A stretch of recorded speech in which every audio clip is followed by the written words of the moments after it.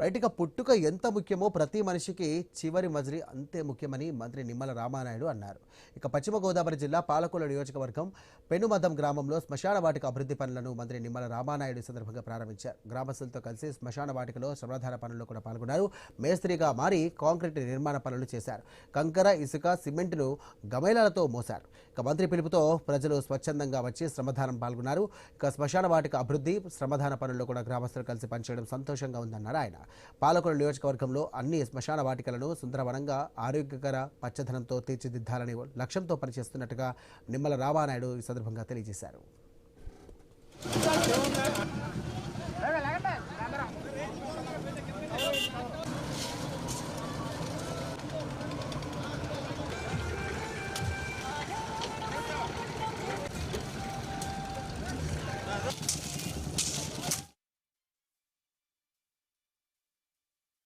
CSR అంటే ఎవరైతే ఈవేళ నేను ఒక శాసనసభ్యుడిగా కానీ ఒక మంత్రిగా కానీ నాకున్నటువంటి పరపతి ఏదైనా ఉంటే దానిని నా కుటుంబానికో నాకో కాకుండా నా నియోజకవర్గానికి చేయమని చెప్పి ఆ రకంగా సిఎస్ఆర్ ఫండ్స్ను కూడా నియోజకవర్గానికి తీసుకొచ్చి శ్మశాన వాటికలను అభివృద్ధి చేస్తూ ఉన్నాం.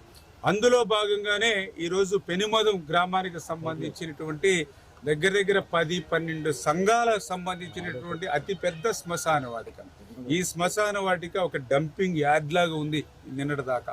అటువంటి డంపింగ్ యార్డ్ లా మారిపోయినటువంటి శ్మశాన వాటికని ఈవేళ ఓఎన్జీసీ మెగా సిఎస్ఆర్ ఫండ్స్ మాత్రమే కాకుండా గ్రామస్తులను కూడా భాగస్వామ్యం చేసి ఈవేళ నేను ఒక పిలిపిస్తే ఈవేళ పెద్ద ఎత్తున కదిలి వస్తూ ఉన్నారు యువత అందరూ కూడా శ్మశాన వాటికను బాగు చేసుకోవడానికి.